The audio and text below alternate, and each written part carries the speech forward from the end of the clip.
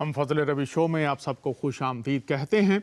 ये हमारा recorded show होगा और मेरा ईमान और उम्मीद है खुदावंद इस शो के वसीला से भी हम सबको बहुत बरकत देगा।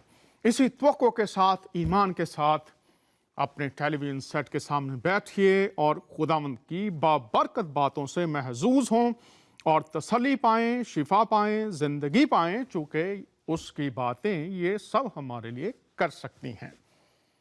मुख्तलिफ मुआशरों में, मज़ाहब में बहुत से ख़ानदान हमें ऐसे मिलते थे, मिलते हैं और शायद मिलते रहेंगे, जिन ख़ानदानों में मारूज़ी बीमारियां पाई जाती हैं। माफ़ कीजिएगा, मारूज़ी बीमारियां वो हैं जो नस्ल दर नस्ल एक ख़ानदान को, एक नस्ल को अपनी लपेट में, अपने शिकंजे में, अपने कब्ज़ा में लिए रखती हैं और वो एक शख्स के बाद ख़ानदान के दूसरे अशख़ास में मुंतकिल होती रहती हैं। डॉक्टर्स और दुनिया के दीगर तमाम ज़राए जो इस ज़मीन पर मौजूद हैं, इंसानों की शिफा के लिए मारूज़ी बीमारियों की जब बात आती है तो सब अपने हाथ उठा देते हैं कि ये हमारे बस की बात नहीं है। और ख़ास तौर पर एक बीमारी जो पूरी दुनिया में पाई जाती है, जिसको कैंसर कहा जाता है। खुदा ना करे किसी को इस बीमारी का सामना करना पड़े या इस बीमारी का कोई शिकार हो। जब इस बीमारी का नाम आता है तो अक्सर मायूसी, नाउमीदी के अंधेरे हमलावर होते हैं और इंसान अपनी आस और उम्मीद को खो देते हैं और फिर इस तरह से मायूसी का शिकार होते हैं कि बहुत से लोग डिप्रेशन में भी चले जाते हैं। लेकिन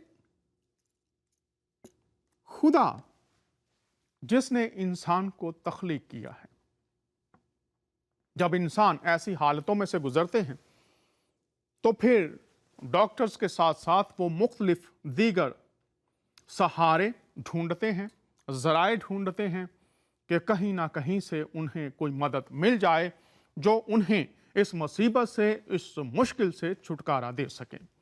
लेकिन मारूज़ी बीमारियों की जब बात होती है माफ़ कीजिएगा, तो लोग अक्सर कोई राह, कोई तरीका नहीं पाते कि उनसे छुटकारा पा सकें। तो क्या खुदा के कलाम में से कोई राह हमें नजर आती है? आइए हम देखते हैं मरकस की अंजील में। यहां पर मारूज़ी बीमारियां हों या दीगर बीमारियां हों, उनके लिए कलाम खुदा में क्या लिखा है, इंसानों के लिए कौन सी राह बयान की गई है जिस तरफ वो रजू कर सकते हैं। दीगर ज़राए की तरफ रजू करते हैं, लेकिन आइए देखते हैं यहां पर क्या लिखा है। मरकस की अंजील है और उसका 10वां बाब है और 27वीं आयत है। यीशु ने उनकी तरफ नजर करके कहा, जो आदमियों से तो नहीं हो सकता, लेकिन खुदा से हो सकता है, क्योंकि खुदा से सब कुछ हो सकता है। खुदावंद यीशु मसीह जब जिस्म लेकर इस जमीन पर आए तो वो इंसानों को खुदा की मोहब्बत, खुदा की पेशकश, खुदा की फिक्र, खुदा की शफकत और खुदा की वो कुदरत जो अक्सर इंसान नज़रअंदाज कर देता है, भूल जाता है और उसकी तरफ रजू करने से बाज रहता है। यहां पर मुआजना है, जो इंसानों से नहीं हो सकता वो खुदा से हो सकता है। एक उम्मीद, एक तसल्ली, एक सहारा, एक राह बयान की गई है कि हम इंसानों के पीछे भागने, इसमें कोई बुराई नहीं है, डॉक्टर्स भी खुदा ने दिए हुए हैं, लेकिन जहां पर डॉक्टर्स और दुनिया की तमाम इजादात जो शिफा के ताल्लुक से इस वक्त दुनिया में मौजूद हैं, नाकाम हो जाएं, बेबस नजर आएं, वो कहें कि अब ये हमारे बस की बात नहीं है, तो फिर एक राह बयान की गई है, एक सहारा उसकी तरफ निशानदही की गई है। और अब ये हम पर इन्हसार है कि हम इंसान अपने बनाने वाले की तरफ रुजू करें, जिसने हमें ये राह दिखाई है। और जो राह दिखाने वाला है वो ये फरमा रहा है जो इंसानों से नहीं हो सकता। ए बनिनो इंसान, जब तेरे सहारे जवाब दे जाएं, जब तेरी उम्मीदें टूट जाएं, जब अंधेरे ही अंधेरे चारों तरफ छा जाएं और तू बीमारियों का शिकार है, तू ना उम्मीदियों का शिकार है इसलिए कि इंसान बेबस हो गए हैं, तो फिर देख तेरे लिए एक राह खुदामंद ने रखी है। और वो ये है कि तू अपने खालिक की तरफ रुजू कर, और फिर वो इस बात को साबित कर देगा कि जो इंसानों से नहीं हो सकता, उसकी कुदरत से, उसकी शफकत से या नामुमकिन मुमकिन हो जाता है। क्या यह सिर्फ लिखी हुई बात ही है?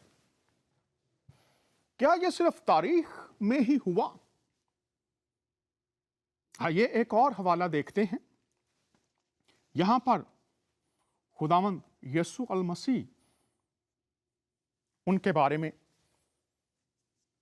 लिखा है, और सूरज के डूबते वक्त, मरकस लूका की अंजील है, और सूरज के डूबते वक्त वो सब लोग जिनके यहां तरह तरह की बीमारियों के मरीज थे और उन्हें उसके पास लाए, और उसने उनमें से हर एक पर हाथ रखकर उन्हें अच्छा किया। यीशु मसीह के पास लोग हर तरह की बीमारियों के बीमार लाए और उन्होंने हाथ रखकर उन्हें अच्छा कर दिया सबको। क्या ये उसी दौर में मुमकिन था, या आज के दौर में भी यह मुमकिन है? जो इंसानों से नहीं हो सकता वो खुदा से हो सकता है। आज के दौर में किस तरह से यह हो रहा है? मेरे साथ एक मेहमान हैं, आइए उनकी जुबानी देखते और सुनते हैं ये आयत किस तरह से आज पूरी हो रही है। हमारे साथ होंगी बहन अनीता रानी। बहन अनीता रानी, हम आपको खुश आमदीद कहते हैं। कैसी हैं आप? मैं बिल्कुल ठीक हूँ। शुक्रिया करती हूँ आपका और जिंदगी टीवी का, जो मुझे गवाही देने का मौका मिला। जी, हम खुदावंद का शुक्र अदा करते हैं। प्यारी बहन, ये उसकी तरफ से वक्त मुकर्रर होता है जब वो कौमों के सामने अपने कुदरत और कमालात जो वो हमारी ज़िंदगियों में करता है वो कौमों तक पहुंचाता है, और हम शुक्रगुजार हैं आपने वक्त निकाला है। मेरी अब दरख्वास्त होगी कि आप पहले अपना बचपन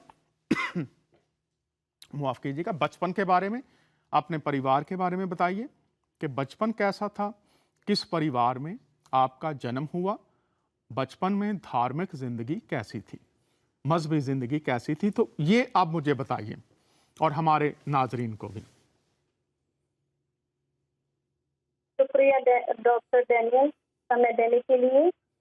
और मेरा नाम सुनीता है और मैं यूपी से हूँ और ऐसी जगह पैदा हुई जहाँ मेरे घर वाले हिंदू थे।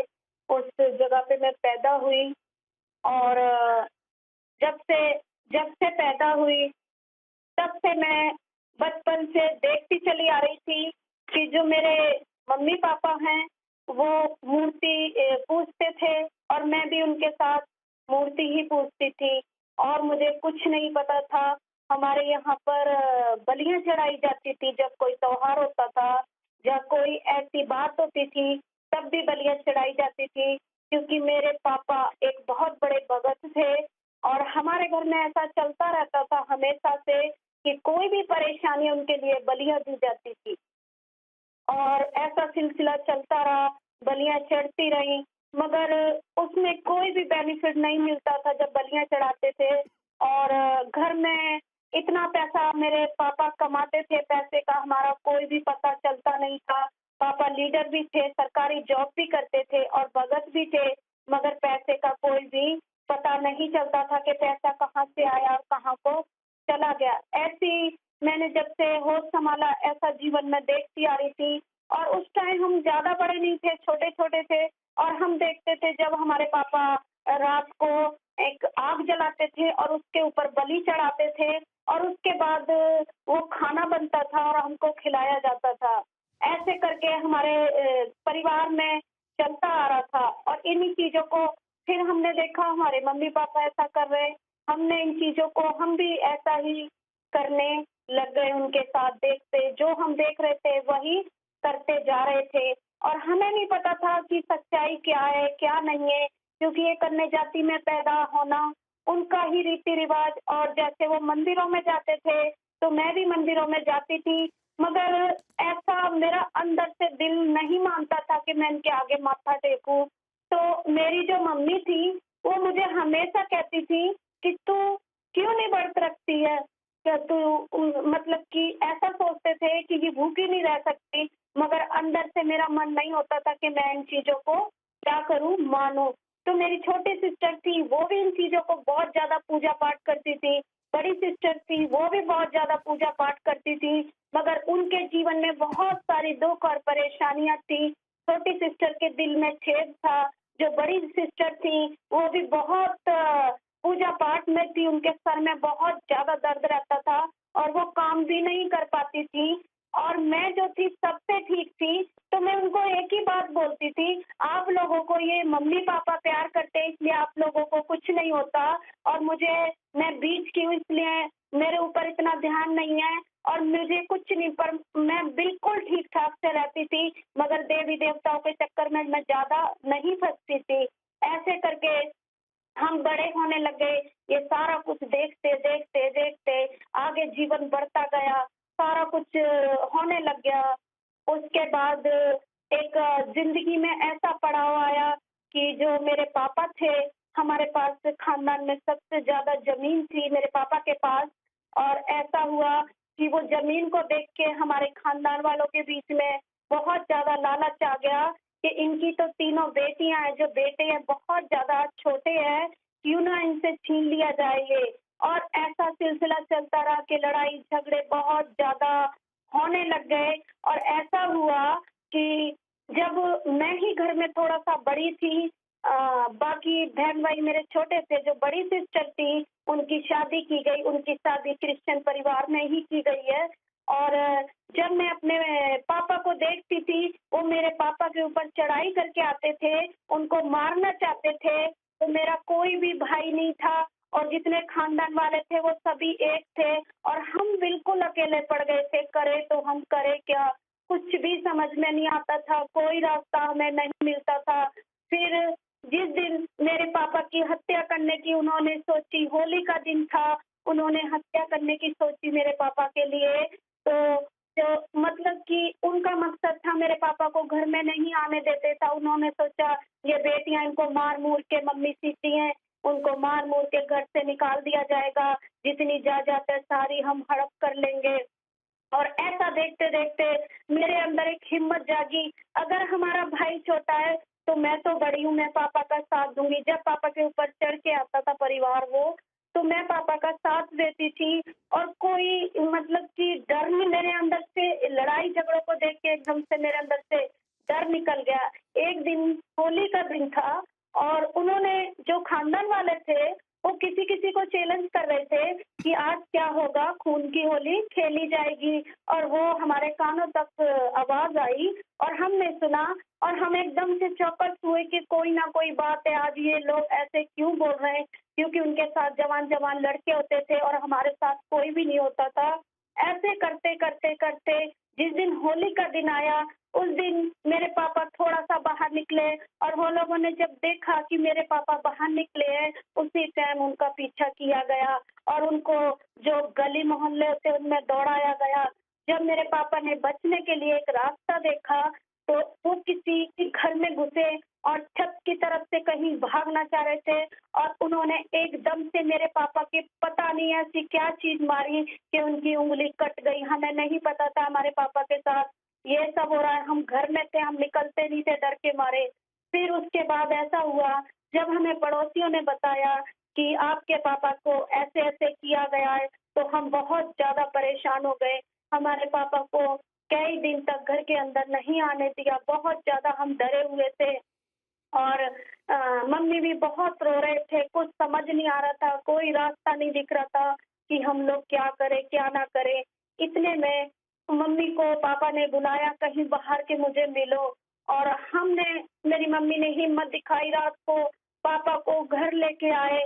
और उस समय वो लोग अपने अपने घरों में थे, पता नहीं रात को कितना टाइम हो रहा था। जब मेरे पापा घर आए तो हम लोग बहुत ज्यादा दुखी हो गए उनकी हालत देख के, क्योंकि जो बच्चे होते हैं उनके सामने जब माता पिता से कष्ट में हो तो बच्चे परेशान हो जाते हैं, वैसे हम भी बच्चे थे और परेशान हो गए। फिर मेरे पापा ने मुझे अपने पास बिठाला और मुझसे कहा कि तू मेरी बेटी नहीं है, तू मेरा बेटा है। और मुझे बोला गया कि जिस दिन तू उन लोगों से मेरा बदला लेगी, उस दिन सोचूंगा कि तू मेरा बेटा है।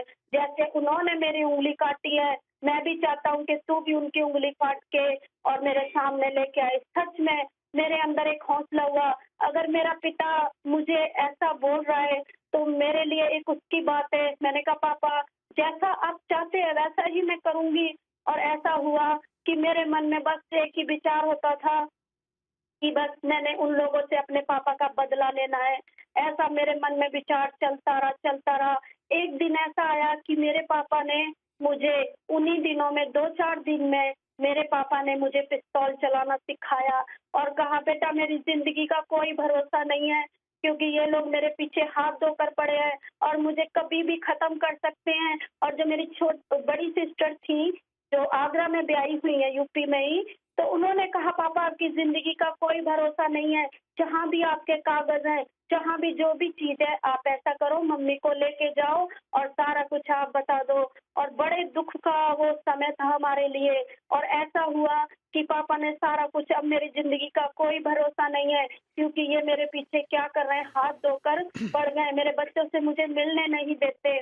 फिर मेरे अंदर हौसला आया। फिर मेरे पापा ने कहा कि बस तू इतना करना, तेरे छोटे भाई बहनों पे मम्मी पे कोई आ जाए, अपनी इज्जत को बचाना और ऐसा करना, तू बेधड़क होके गोली चला देना। और एक जगह का मुझे नाम बताया मेरे पापा ने और मुझे कहा गया कि तुम ऐसा करना बेटा, उस गैंग में चली जाना जहाँ की सरदार एक लेडीज है, वहाँ पे बस मेरा नाम लेना और वो तुम्हारी पूरी मदद करेंगी, तुम्हें बचाएंगी। और मेरे अंदर एक हौसला हुआ कि मुझे आगे भी संभालने वाले हैं।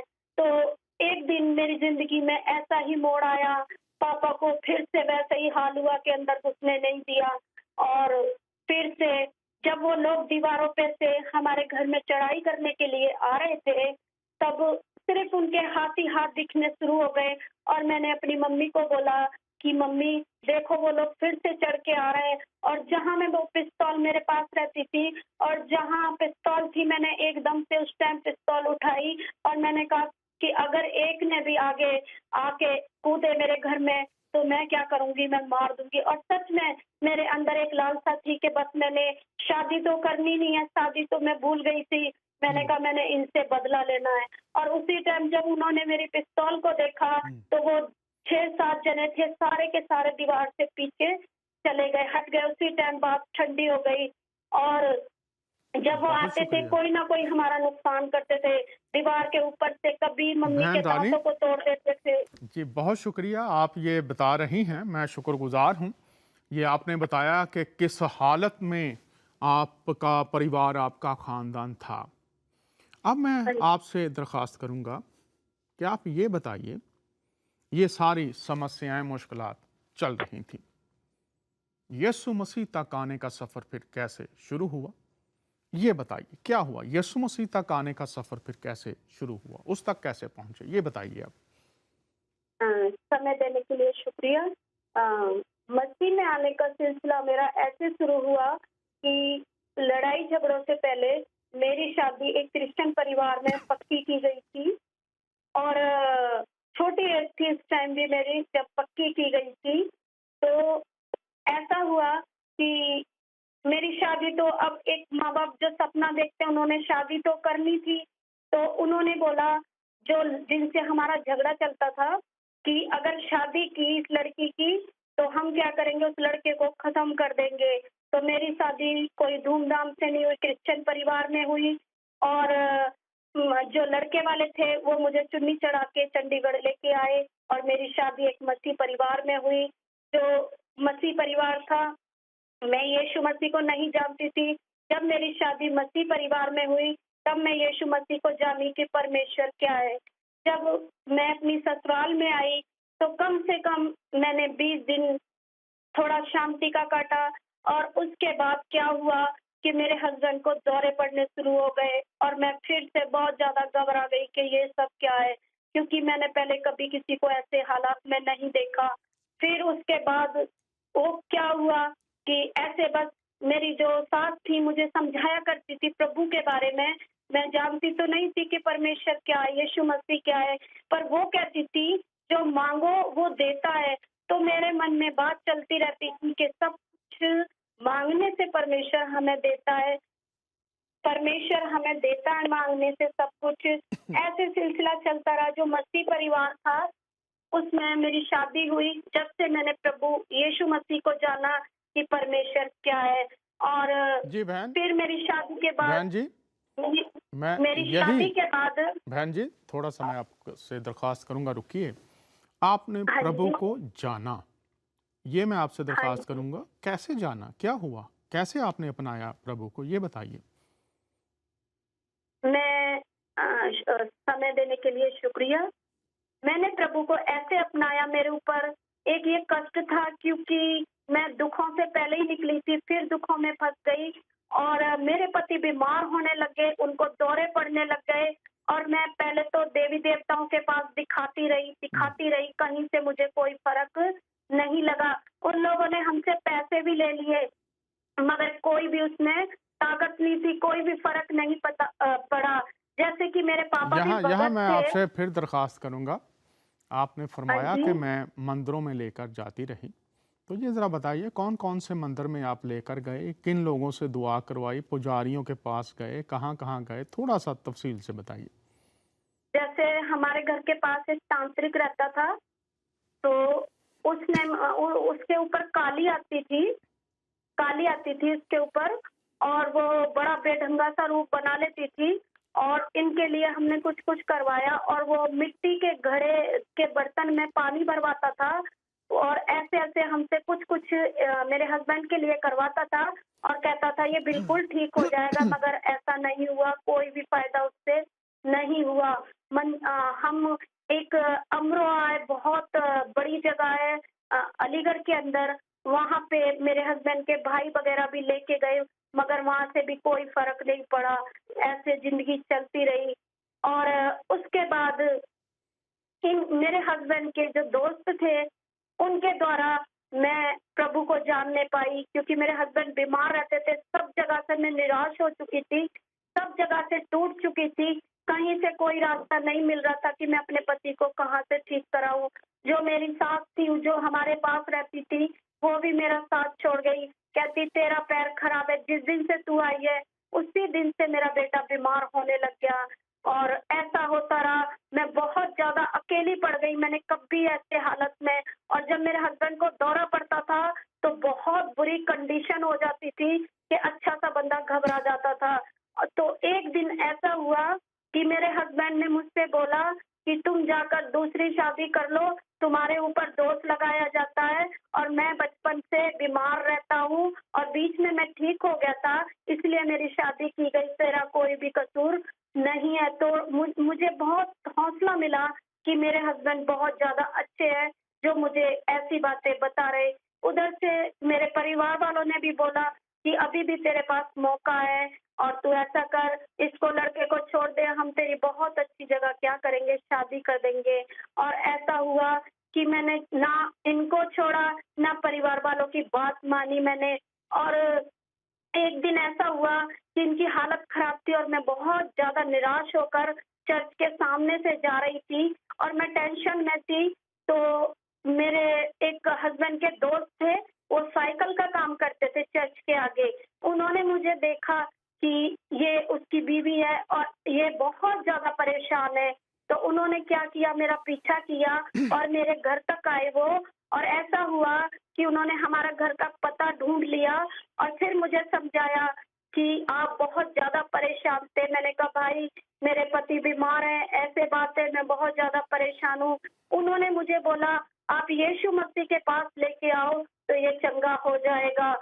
मुझे विश्वास नहीं हुआ क्योंकि सब जगह से निराश हो चुकी थी कि परमेश्वर कोई है या कोई ठीक कर सकता है, क्योंकि बहुत बेकार ज़िंदगी चल रही थी। और मैं अपने मन में सोचती थी अगर शादी ऐसी होती है तो बेकार है शादी करना, इतनी मुसीबतों का सामना करना पड़ता है।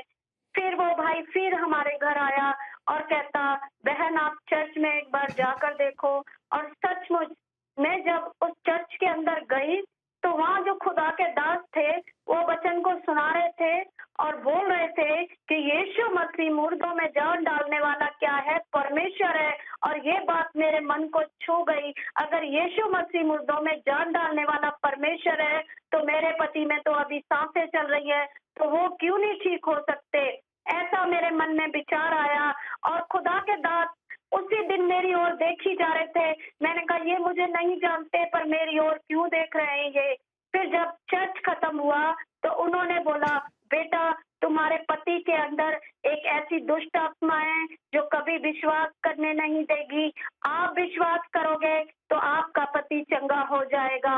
और ऐसी दुष्ट आत्मा थी मेरे पति के अंदर कि रात को बैठते थे जब बेड के ऊपर तो उनके हाथ बड़े बड़े हो जाते थे और अजीब तरीके से व्यवहार करते थे, दीवारों में सर मारते थे और चिमटे से अपनी पिटाई करते थे और मुझे बोलते थे कि मैं तुझे कोई भी नुकसान, जो भी दुष्ट था उनके अंदर मुझे बोलता था तुझे कोई भी नुकसान मैं पहुंचाऊंगा नहीं। और ऐसे करते करते और जो खुदा के दास थे उन्होंने बोला आप बेटा रेगुलर चर्च आओ। उस दिन से मैंने एक चीज को नोट किया कि जो मर्जी हो जाए मैंने चर्च कभी नहीं छोड़ना। और समझने वाली बात ये है, ये सच्चाई है कि जितना मैं चर्च में जा रही थी उतना मेरे पति बीमार हो रहे थे और फिर शैतान ने मेरी एक इसको विश्वास को खोने की कोशिश की कि ये यहाँ से भी हट जाए और नाश हो जाए। हमारी सरकारी जॉब थी वो छूटने वाली हो गई, ड्यूटी पे जा नहीं पाते थे, अगर जाते थे तो रोड पे गिर जाते थे और सारे खून में भर जाते थे। फिर कोई कोई उठा के घर पे लेके आता था और किराए के मकान में रहते थे हम। बहुत बुरी कंडीशन थी, रिश्तेदार हमारा साथ नहीं देते थे और हमारे साथ ऐसा होता था कि वो सोचते थे ये तो गरीब है, इनके पास क्या है, इनके पास तो बीमारी के अलावा कुछ नहीं है।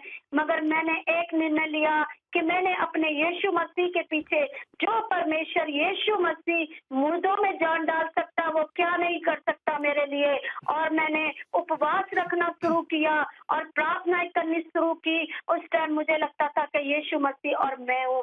ऐसे करते करते काफी समय बीत गया और एक दिन ऐसा समय आया कि परमेश्वर ने मुझे दर्शन के द्वारा बात की कि जा तेरा पति क्या हुआ, चंगा हो गया है। जी और बहन बहन जी, ऐसे यहाँ पर मैं आपको रोकूंगा। आपने ये हाँ जी, फरमाया कि खुदावंद यीशु मसीह ने आपको दर्शन दिए, ये क्या, हाँ जी। ये बताइए ये क्या था। ये दर्शन ऐसे दिया था, मैं सो रही थी और मैं ज्यादा से ज्यादा परमेश्वर में चलने लग गई थी। तो जब मुझे दर्शन दिया परमेश्वर ने, मुझसे कहा यीशु मसीह ने कि जा तेरा पति चंगा हो चुका है। जब सारी कलीसिया इसके ऊपर मिलके प्रार्थना करेगी तो पूरी रीति से चंगा हो जाएगा। और मुझे पता लग गया ये मेरे परमेश्वर की ही आवाज है। और प्रभु ने इनको उस घड़ी से चंगा कर दिया उस घड़ी से ही, और बिल्कुल ठीक ठाक कर दिया। और परमेश्वर में हम और पति और पत्नी दोनों हम चर्च जाने लग गए, और बहुत ज्यादा खुदा में क्या हो गए, हम आगे बढ़ने लग गए, क्योंकि यीशु मसीह हमारे जीवन में उतर चुका था और काम करने लग गया परमेश्वर। ये ऐसे जब करके बहन जी ऐसे जब करके परमेश्वर ने बहन जी जब यीशु मसीह ने आपसे कहा कि आपका पति शिफा पा चुका है, तो उसकी हाँ शिफा जी, किस दिन मुकम्मल हुई, कब उसको मुकम्मल शिफा मिल गई, ये थोड़ा सा बताइए हमें। जैसे मैंने रात को सपना देखा, तो मेरा विश्वास बन गया कि यीशु मसीह ने मुझे, मेरे पति को चंगा किया है। इस बात को हो गए 12-13 साल हो गए इस बात को। जी मैं यही अर्ज कर रहा हूँ कि ये शिफा जो थी, चर्च के लोगों ने जब दुआ की तब उन्होंने शिफा पाई, या जब आपके साथ यीशु मसीह ने ये वादा फरमा लिया उसी वक्त उनको शिफा मिल गई, ये कैसे हुआ, ये थोड़ा सा बताइए। समय देने के लिए शुक्रिया। ऐसा हुआ कि चर्च वाले प्रेयर करते थे, बहुत प्रेयर करते थे। जब मैंने पूरी लगन से परमेश्वर को अपना जीवन दिया कि परमेश्वर के पीछे मैंने चलना है, जब मैं पूरी रीति से प्रभु के साथ चलने लग गई, तब परमेश्वर ने मुझे ये दर्शन दिया और मेरा पूरा भी हुआ। तो आपके ऐसा पति हुआ। के दौरे खत्म हो गए, उनको शिफा मिल गई, ये बताइए। हाँ जी, हाँ जी, हाँ जी। तो जब उनको तो शिफा हर मिली, चीज में मेरे पति को शिफा मिली और बिल्कुल ठीक हो गई। बिल्कुल ठीक हो गए, तो कोई उनको अब हाँ मुश्किल नहीं है, कोई बीमारी नहीं है। नहीं। और ऐसा हुआ कि पीजीआई वालों ने भी मना कर दिया था। 16 सेक्टर है चंडीगढ़ के अंदर, उन्होंने भी बोल दिया था कि कभी भी ये बीमारी ठीक नहीं हो सकती। मगर मैं कहती हूँ मेरे यीशु मसीह ने मेरे हस्बैंड को चंगा किया। तो किसने कहा था ये बीमारी ठीक नहीं हो सकती? ये मैं जब एक बार बीमार हुए थे, तो जो डॉक्टर था 16 सेक्टर का, उसने बोला कि ये बीमारी कभी भी ठीक नहीं हो सकती है। फिर उसने उसके अंदर भी दुष्ट काम करा था और मेरा विश्वास खोने की कोशिश की, मगर मुझे विश्वास था कि मेरा यीशु मसीह सब कुछ कर सकता है और वो मुर्दों को जीवित कर सकता है, तो मेरा यीशु मसीह मेरे पति को भी चंगा कर सकता है। तो प्रभु यीशु ने ऐसे आपके पति को शिफा बख्श दी। जब वो शिफा पा गए तो आपका कैसे तासुरात कैसे थे, कैसा लगा आपको जब उनको शिफा मिल गई? जब मेरे पति को चंगाई मिली, तो ऐसा हुआ कि हम चर्च जा रहे थे और मुझे फिर से ऐसे खुदा ने, पवित्र आत्मा ने मेरी अगुवाई की कि अब बाइबल स्टडी कर और खुद सेवा कर। तो ऐसे करके मैंने अपने हस्बैंड को बोलना शुरू किया कि आप ऐसा करो कि आप स्टडी करो, मुझे परमेश्वर ऐसे अगुवाई कर रहा है, आप स्टडी करो, आपने भी सेवा करनी है। तो मेरे हस्बैंड बोलते थे कि मैं कैसे स्टडी कर सकता हूँ, मैं तो पास्टर बन ही नहीं सकता। ऐसे करते करते जब मैंने इनको हौसला देना शुरू किया कि नहीं, आपने ऐसे खुदा का दास बनना है, तो जिस एरिया में हम रहते थे वहाँ पे कोई भी बाइबल स्टडी के लिए कोई भी ऐसी जगह नहीं थी जहाँ पे ये स्टडी कर पाते। मगर प्रभु की एक योजना थी कि मेरा जन जो चंगाई पा गया है, उसके लिए परमेश्वर ने एक रास्ता खोला और वहीं पे एक बाइबल कॉलेज खोल दिया मेरे घर के पास, और इन्होंने उसमें ज्वाइनिंग की और वहां से इन्होंने पास्टर की ट्रेनिंग ली। ट्रेनिंग करते करते बहुत सी समस्याएं फिर हमारे ऊपर आ गई। फिर मेरे हस्बैंड को टीबी हो गया, और टीबी इतना खतरनाक हो गया कि मुंह से बहुत ज्यादा ब्लड जाता था मेरे हस्बैंड के, और बिस्तर में बिल्कुल मिल चुके थे।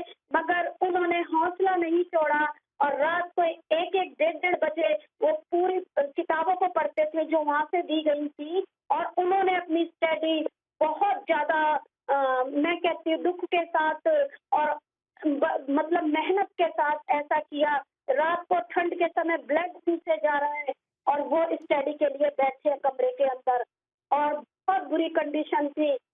एक दिन ऐसा हो गया कि अब इनका बचने का कोई भी रास्ता नहीं है, पर मुझे मेरे परमेश्वर पर पूरा विश्वास था, मुझे पता था ये शैतान की कोई ना कोई फिर से चाल है जो हमें क्या करना चाह रहा है, फिर से गिराना चाह रहा है। फिर मैंने क्या काम किया, हमने फिर से प्रार्थना करना शुरू की, परमेश्वर तू इनको चंगा कर। जब हम हॉस्पिटल के अंदर लेके गए तो डॉक्टरों ने बोल दिया इनके फेफड़े खराब हो चुके, जख्म हो चुके हैं, कोई उम्मीद नहीं है बचने की। तो उन्होंने बोला 9,000 का एक टेस्ट होगा, उसमें पता चल जाएगा। तो जब मेरे पास पैसे नहीं थे उस टाइम, मेरे मम्मी पापा ने वो पैसा जल्दी से एटीएम में डाला और कहा जितनी जल्दी होता है तुम टेस्ट कराओ, हम पैसा भेजते। उन्होंने मुझे पैसा भेजा और मैंने हस्बैंड का क्या करा, वो जो कल्चर टेस्ट था वो फटाफट से करवाया, क्योंकि डॉक्टरों ने बहुत, और मैंने अपने हस्बैंड को नहीं बताया कि डॉक्टरों ने आपको ऐसी प्रॉब्लम बोल दी है, अब जिंदगी का कोई भी भरोसा नहीं है। क्यों करती मैं इनकार, क्योंकि मेरा यीशु मसीह मेरे साथ था, इसलिए कोई अधिकार नहीं था उस मौत का जो कि लोग बोलते थे ऐसे। क्योंकि यीशु मसीह जो है, और यीशु मसीह डॉक्टर भी फेल हो सकते हैं क्योंकि वो डॉक्टरों का डॉक्टर है और वो राजाओं का राजा है जो सब कुछ करने की ताकत रखता है। जब वो कल्चर रिपोर्ट आई तो ऐसा कुछ भी नहीं था। मैंने परमेश्वर का धन्यवाद किया और मेरे जो हस्बैंड थे, जो जिस बेड पे मेरे हस्बैंड पड़े थे, वो धीरे धीरे उठने लग गए। और क्या काम होने लग गया, हॉस्पिटल में परमेश्वर का काम होने लग गया। जो लोगों ने 2-2, 3-3 दिन से खाना नहीं खाया था, प्रेयर के द्वारा वो खाना खाने लग गए, उठने लग गए। और जिसको डॉक्टरों ने बोला कि एक लड़का हमारे बेड के साथ पड़ा था, उसको बोला गया था जिस दिन ये ऑक्सीजन निकालेगा उसी दिन खत्म हो जाएगा। मगर मैं कहती हूँ कि प्रार्थना में वो ताकत है, वो सामर्थ है मेरे यीशु मसीह में, कि जब हमने उनको भी वचन सुनाया और जब उनको बताया कि यीशु मसीह सब कुछ करने की ताकत रखता है, असंभव को भी संभव करने की ताकत रखता है परमेश्वर। तो ऐसा हुआ कि वहाँ पे एक दिन हॉस्पिटल के अंदर ऐसा हुआ कि वहाँ पे सफाई हो रही थी हॉस्पिटल के अंदर, और उस टाइम उसकी ऑक्सीजन निकाली गई और उस बंदे को कुछ भी नहीं हुआ। ठीक ठाक होकर वो अपने घर चला गया और खेतों में काम करने लग गया। प्रभु की इतनी बड़ी महिमा उस जगह पे होने लग गई और शैतान फिर से हमारी जिंदगियों से हार गया। मेरे पति को फिर से परमेश्वर ने उठा के खड़ा कर दिया। और आज मैं कहती हूँ यीशु मसीह पे भरोसा करके, विश्वास करके कि मेरे पति को अगर ठीक किया है तो यीशु मसीह ने किया है दुनिया में, और यीशु मसीह के अलावा कोई ताकत नहीं है जो कुछ भी कर सके। जो कुछ है मेरा यीशु मसीह है, जो मुर्दों को जीवित कर सकता है, जो बीमारियों को भगा सकता है, वो सब कुछ कर सकता है हमारे लिए। बहुत शुक्रिया, आपने ये हमें बताया कि यीशु मसीह ने किस तरह से, दूसरी दफा डॉक्टर्स ने कहा जिंदगी की कोई उम्मीद नहीं है, लेकिन खुदावंद यीशु मसीह के अल्फाज हैं क़यामत और जिंदगी मैं हूं, और यीशु ने अपने अल्फाज को सच साबित कर दिखाया। अब मैं आपसे ये भी पूछना चाहूँगा कि जब ये सारे मोजज़ात हो गए तो मैंने ये भी पढ़ा और सुना और देखा कि जहाँ मोजज़ात होते हैं मुखालफतें भी होती हैं। तो क्या कठिनाइयों का भी कुछ सामना करना पड़ा, मुखालफतें भी हुई जब आपने प्रेयर की, दुआ की और वहाँ पर लोग शिफा पा गए? तो कुछ मुश्किलात का सामना भी करना पड़ा आपको, लोगों ने मुखालफतें की? समय देने के लिए शुक्रिया। वहाँ पर खुदा ने कोई अड़चन नहीं आने दी, कोई भी समस्या हॉस्पिटल के अंदर नहीं आने दी। ऐसा कुछ नहीं हमारे साथ हुआ था, बल्कि वहाँ पर होने लग गया कि सचमुच ये परमेश्वर के लोग हैं और ये प्रेयर करते हैं। और जहाँ लोग जब छुट्टी होकर अपने घर जाने लगे, लोगों के फोन भी हमारे पास आना शुरू हो गए और डॉक्टरों ने भी हमसे कोई ऑब्जेक्शन नहीं किया कि क्यों तुम लोगों के लिए प्रार्थना कर रहे हो। बहुत शुक्रिया बहन, बहुत हाँ शुक्रिया बहुत शुक्रिया, आपने ये बताया है। अब आप मुझे ये बताइए कि आपने फरमाया कि आपके पति भी पास्टर बन गए और आप भी अब खिदमत में हैं, तो ये थोड़ा सा बताइए कि अब यीशु मसीह आप दोनों को किस तरह से इस्तेमाल कर रहा है। आप क्या करते हैं सारा दिन, कहाँ जाते हैं, कैसे प्रभु इस्तेमाल कर रहा है, थोड़ा सा इसके बारे में बताइए। समय देने के लिए शुक्रिया। हम लोग ऐसी सेवा कर रहे हैं जैसे हमने दुखों का सामना किया है, जैसे हमें परमेश्वर ने बीमारियों से निकाला है और जिन लोगों की उम्मीद टूट चुकी है, हम लोग उन लोगों के पास जाते हैं, परमेश्वर का सुसमाचार सुनाते हैं। बहन होता या भाई कि आप मन को छोटा ना करें, आज भी वो परमेश्वर जिंदा है जो सब कुछ कर सकता है। ये बीमारियां उसके आगे कुछ भी नहीं है। हम लोगों के पास जाते हैं, परमेश्वर का वचन सुनाते हैं और हम दोनों पति पत्नी एक साथ हम सेवकाई में रहते हैं। और जो गरीब लोग हैं, परमेश्वर ने हमें बताया उन बीमारियों में कि हमें जो बीमारियों से जूझ रहे हैं, हमने उनकी किसी ना किसी प्रकार से हेल्प भी करनी है। जितना हमसे होता है हम उनके लिए खड़े रह जाते हैं। अगर रात को 1 बजे भी हमारे पास फोन आता है तो हम उसी घड़ी प्रार्थना करते हैं और अपना गाड़ी लेकर वहां पे उनका साथ देने के लिए, प्रार्थना करने के लिए हम निकल पड़ते हैं। क्योंकि हमने देखा है कि कोई इंसान जब दुख में होता है और कोई इंसान उसकी आके मदद करता है तो उसको बहुत ज्यादा तसल्ली मिलती है। वैसे ही हम हर समय अपने चर्च वालों के लिए नहीं, और भी जो मसीह भाई बहन है हमें दुख में पुकारते हैं, हम उनका साथ देते हैं। हम चाहते हैं जैसे हमने दुख समस्याएं काटी और हमें भी उस टाइम लगता था हमारा कोई सहारा बन जाए, वैसा उन लोगों को भी जरूरत होती है। तो हम एकदम से उनके पास जाते हैं और हम क्या करते हैं, उनके लिए प्रार्थना करते हैं, जी, यीशु बहुत मसीह में शुक्रिया। हौसला देते हैं कि परमेश्वर आप लोगों के साथ है, आप बहुत मत शुक्रिया। घबराएं। बहुत शुक्रिया बहन, आपने ये हमें ये भी बताया। मैं चाहूँगा कि जब आप जाते हैं लोगों के सामने तो कोई 2-4 गवाहियाँ कि आप गए हों मुख्तलिफ लोगों के पास, आपने प्रार्थनाएं की, तो प्रभु ने मोजज़ात किए हों आपके वसीला से, ज़रूर इस बात पर रोशनी डालिए। समय देने के लिए शुक्रिया। गवाहियाँ इस प्रकार हैं कि जो मेरे पापा भगत थे, उनको ब्लड कैंसर हुआ था और कोई उम्मीद नहीं थी उनकी बचने की, और वो अपनी मूर्ति पूजा छोड़ के आना नहीं चाहते थे। मगर एक दिन ऐसा हुआ कि परमेश्वर उनको हमारे घर लेके आया और वहां पर हमने उनको परमेश्वर के बारे में बताया तो उन्होंने एक ही बात बोली, क्योंकि वो मृत्यु के नजदीक थे। ब्लड कैंसर पूरी बॉडी के अंदर फैल चुका था, सारा शरीर फोड़ों से भर चुका था। और ऐसा हुआ कि वो एकदम से जब हमने उनको सुसमाचार सुनाया, मैंने कहा आप अपने दामाद को देखो कि परमेश्वर ने उनको कैसे चंगा किया। तो मेरे पापा के लिए हमने जब प्रार्थना की और बड़े विश्वास के साथ बोला कि पापा आपकी रिपोर्टें नॉर्मल आएंगी, आप घर जाओ, हालेलुया। और ऐसा हुआ कि जब मेरे पापा गए तो उनकी एक गिल्टी निकाली गई गले से, रीढ़ की हड्डी का टेस्ट लिया गया और ऐसा हुआ कि जब बॉम्बे से 2 हफ्ते के बाद वो टेस्ट आया तो पापा को कोई भी कैंसर पाया नहीं गया। रिपोर्ट बिल्कुल नॉर्मल, आज वो जीवित है, अच्छे भले हैं, बिल्कुल वो ठीक ठाक हैं। और हमारे चर्च में प्रभु ने बड़े बड़े काम किए हैं, ऐसे अद्भुत काम किए हैं जी, परमेश्वर मैं ने। यही मैं पूछ रहा हूँ बहन कि क्या क्या, एक तो आपके वालिद को ब्लड कैंसर हो गया, यीशु मसीह के हाँ नाम से जी, आपने दुआ की और यीशु ने उनको भी शिफा दी। आप कह रही हैं और भी बहुत से ऐसे काम हुए हैं, तो बताइए वो कौन कौन से काम हुए हैं जो आप बताना चाहें। थोड़ा समय हमारे पास है अभी। हमारे चर्च में एक बेटी थी जो सरदार परिवार से थी हम्म। और ऐसा हुआ कि उसको भी फिट पड़ते थे बहुत ज्यादा।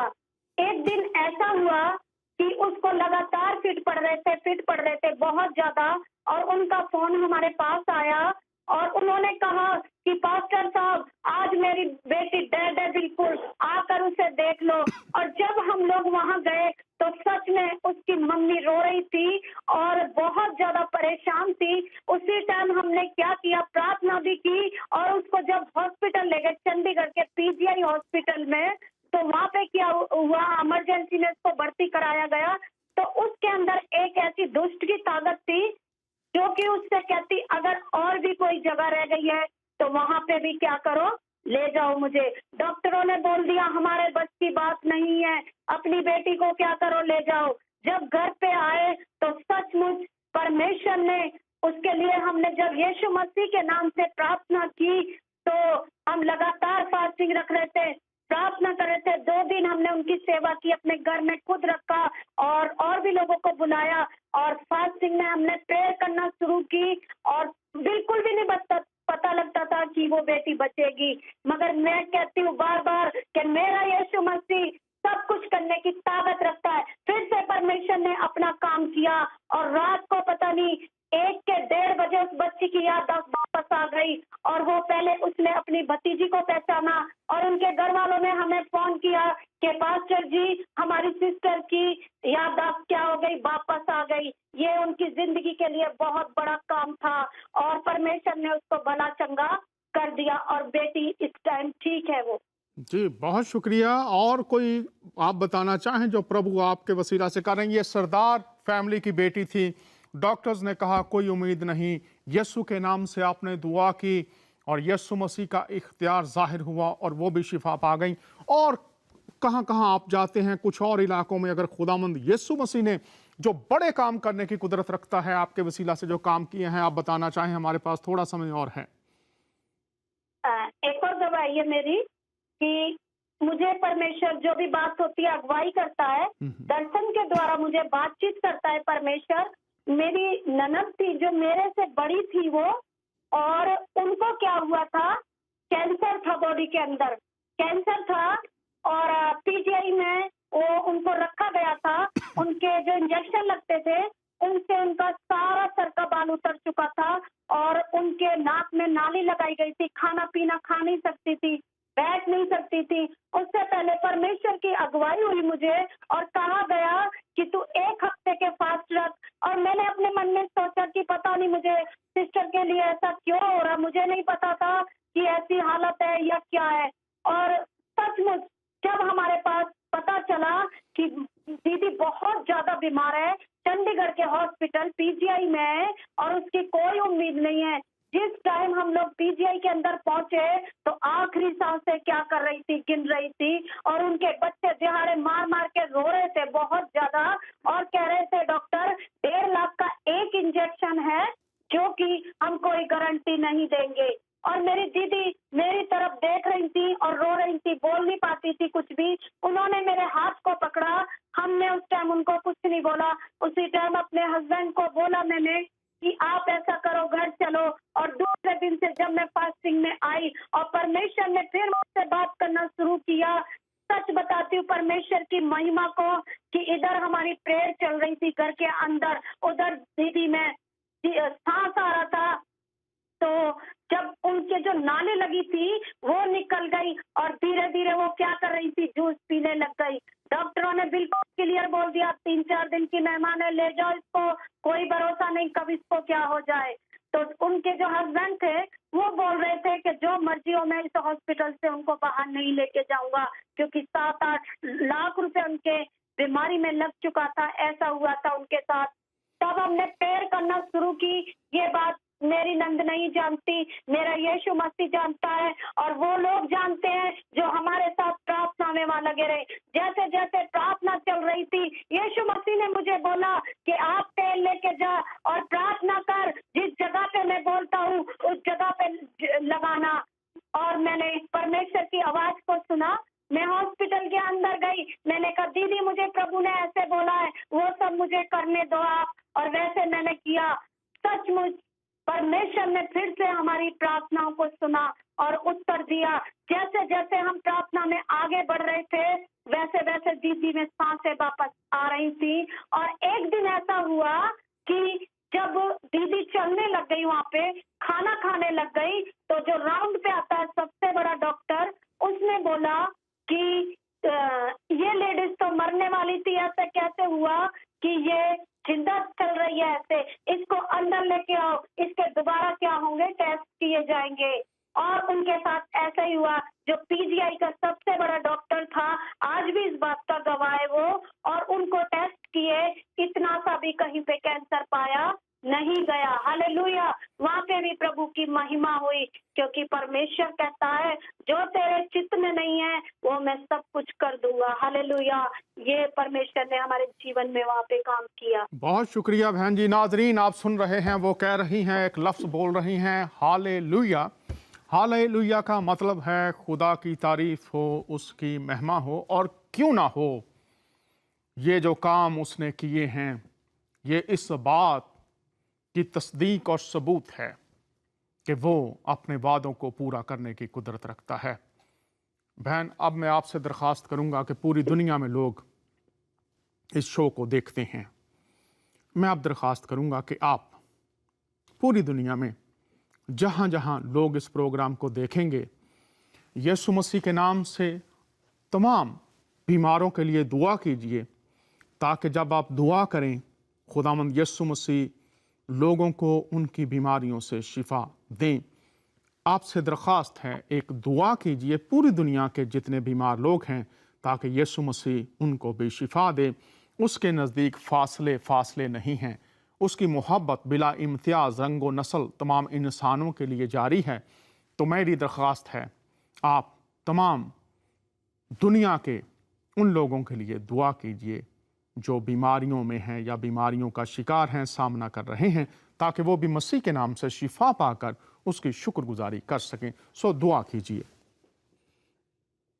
हालेलुया लॉर्ड, धन्यवाद करती हूँ राजाओं के राजा, प्रभुओं के प्रभु, धर्मी पवित्र परमेश्वर प्रभु जी, आपने प्रभु मुझे मौका दिया कि दुनिया के लोगों के लिए परमेश्वर, जो दुखी है, जो परेशान है, जो समस्याओं से जूझ रहे परमेश्वर, जिनकी बीमारी का कोई भी इलाज नहीं है परमेश्वर, उनको तेरे चरणों में लाती हूँ परमेश्वर। ओ प्रभु, उनके जीवनों को बदल दे, उनकी बीमारियों को बदल डाल परमेश्वर। ओ प्रभु, अद्भुत कार्य करने वाला परमेश्वर है, जैसे आपने परमेश्वर हमारे जीवन में कार्य किया, उन सबके जीवनों में कार्य कर परमेश्वर। हालेलुया, धन्यवाद करती प्रभु, हमारे जीवनों में प्रभु जी आप बढ़ते जाएं, हम घटते जाएं प्रभु, हर समय परमेश्वर हमारे जीवनों से प्रभु जी आपको महिमा मिलने पाए। ऐ बीमारी, जो भी इस टाइम कोई बीमार है या मेरी आवाज को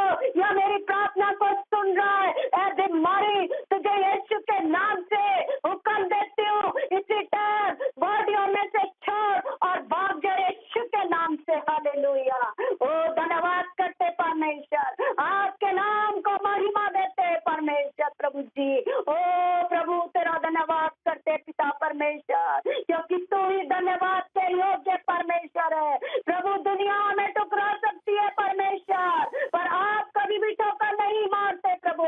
आप अपने लिए पिता बाएं फैलाए रहते हैं परमेश्वर, ताकि आप अपने बच्चों को सही राह दिखा सके प्रभु। जैसे आपने हमें कीचड़ से उठाया, ऊंचे स्थान पे बिठाया प्रभु, उन लोगों को भी उठा प्रभु जिनके साथ कोई नहीं है प्रभु, क्योंकि आपका वचन कहता है, मत डर, मैं तेरे साथ हूँ, इधर उधर मत ताक, क्योंकि मैं तेरा परमेश्वर हूँ। हालेलुया, ओ प्रभु, जो लोग इंसानों की तरफ ताक रहे प्रभु, वो तेरी ओर ताकने लग जाए परमेश्वर, उनके बंधन खुल जाए परमेश्वर। धन्यवाद करते प्रभु जी, आपने हमारी प्रार्थना को सुना प्रभु, उत्तर दिया परमेश्वर प्रभु। मैं आपका धन्यवाद करती हूँ पिता, इस प्रार्थना को अपने उद्धार करता प्रभु यीशु मसीह में होकर मांगती हूँ, सुन और कबूल कर। आमीन आमीन आमीन। बहन जी, आमीन। इस प्रोग्राम आमीन। को पूरी दुनिया में मुख्तलिफ मज़ाहब के लोग भी देखते हैं, सुनते हैं। आपको मैं 2 मिनट दूंगा, इसमें आप बताइए, अगर खुदावंद, मेरी दुआ है खुदावंद आपको लंबी ज़िंदगी दे, लेकिन अगर यही वक्त हो आपके पास, तो 2 मिनट में आप पूरी दुनिया के लोगों को क्या पैगाम देना चाहेंगी? मैं दुनिया को यही पैगाम देना चाहूंगी कि टाइम बहुत थोड़ा है, यीशु मसीह के पास आ जाओ, क्योंकि ये तो संसार की मौत है, अनंत जीवन तो यीशु मसीह के पास है। इसलिए मैं दुनिया को यही बताना चाहती हूँ कि ये जिंदगी कुछ नहीं है, जो कुछ है यीशु मसीह के पास है। इसलिए इस बात पे विश्वास रखें कि हम शरीर में मर सकते हैं, मगर यीशु मसीह के पास हम जिंदा हैं। कैसे कोई यीशु मसीह को कबूल करे, कैसे विश्वास रखे यीशु मसीह पर, ये बताइए। हिम्मत के साथ परमेश्वर को ऐसे विश्वास करे कि यीशु मसीह है। जो लोग यीशु मसीह को, जैसे हम कोई फ्रूट लेके आते हैं, जब तक उसको काट के खाते नहीं, हमें पता नहीं लगता कि उसका टेस्ट कैसा है। जब हम यीशु मसीह के पास जाते हैं, तभी तभी पता लगता है कि हमारा यीशु मसीह सामर्थ्य है।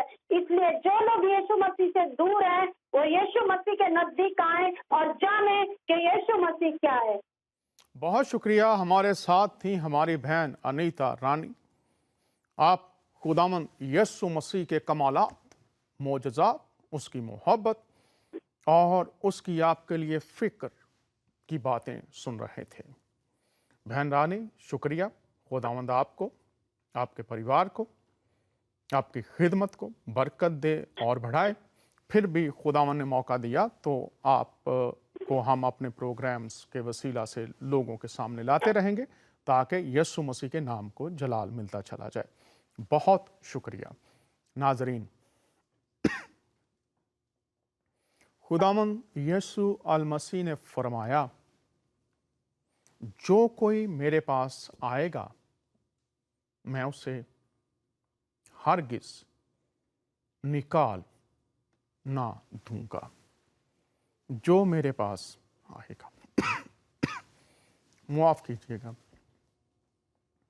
यीशु के अल्फाज, जो मेरे पास आएगा, आप जहां भी हैं, अगर आप यीशु मसीह की कुदरत, उसकी मोहब्बत, गुनाहों की मुआफी, मोजज़ात व कमालात का तजर्बा करना चाहते हैं तो फिर उसको पुकारिए, उसकी तरफ रुजू कीजिए।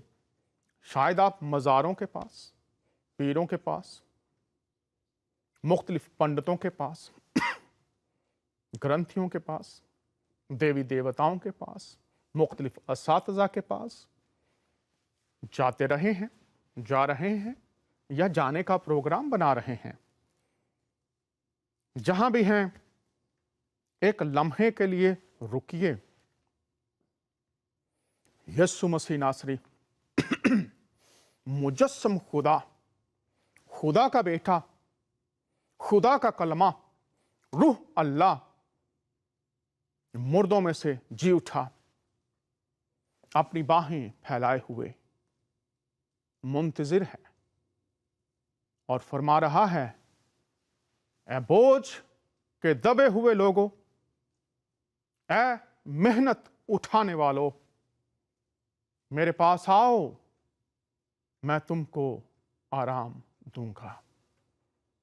आराम, शिफा, जिंदगी, खुदाई मोहब्बत, खुदाई शादमानी अलमसीह के वसीला से तमाम बनीनो इंसान के लिए मुहैया कर दी गई है।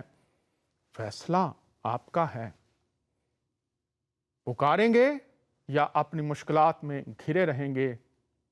यीशु मसीह की दिली ख्वाहिश है, मेरे पास आओ, मैं तुम्हें आराम दूंगा।